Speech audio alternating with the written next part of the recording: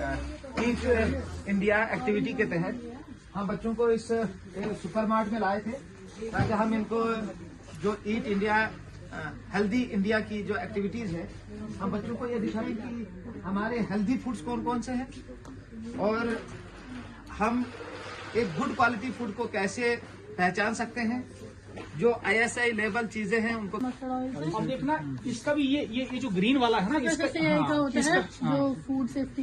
ये ग्रीन कई चीजों के ऊपर रेड होता है और कहीं पर ग्रीन होता है। तो ग्रीन का मतलब होता है ये वेजिटेरियन चीजें हैं, है ना, नॉन वेज जिसमें कोई भी चीज नहीं मिली हुई है ना। तो ये भी एक देखना है जो ये वाला जो इसके ऊपर ग्रीन लगा। अब आपको ISI का भी मार्क दिखा देंगे वो कहाँ पर होता है। और फांसी की एक इसके ऊपर प्रॉपर एक स्टैंप लगी रहती है। चलो आगे वाले प्रोडक्ट में आपको बता देते हैं। फूड सेफ्टी का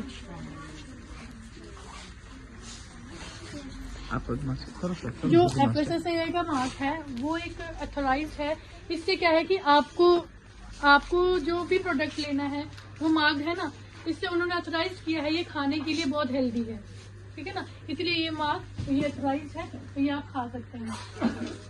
दाल जो है ये वाले रैक जो लगे हैं ये दालों के है ना, दालें जो हमारी डेली रूटीन में जो अभी हम खा के भी आए हैं। आज हमने कौन सी दाल खाई थी? राजमा की दाल खाई थी, है ना। अच्छा, दो तीन चीजें, एक तो आपको थोड़ा आगे, एक तो ये वाली लाइनें आपको दिख रही है यहाँ पर, इसको बार कोड बोलते हैं। इसको जब हम बिलिंग करते हैं तो ये वाला कोड जो है वो वहाँ पर स्कैन होता है और वो इसकी क्या बोलता है, प्राइस बता देता है ना। एक ये चीज। दूसरा आपने ये देखा होगा कि जो मैम ने बताया कि ये FSSAI है ना, फांसी का जो एक ट्रेडमार्क होता है। इसका मतलब ये होता है कि ये चीज जो है वो खाने लायक है और हमारे सेहत के लिए अच्छी है।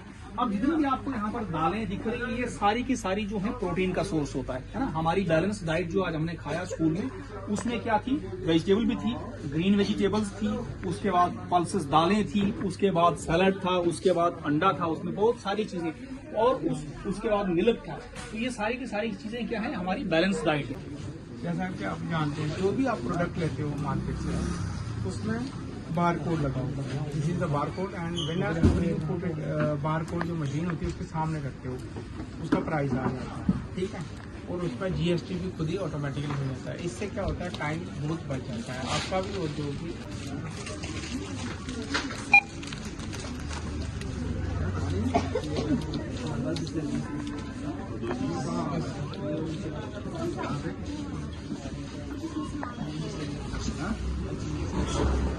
अपना रिफ्रेशमेंट ला रहे हैं ना अभी सामने।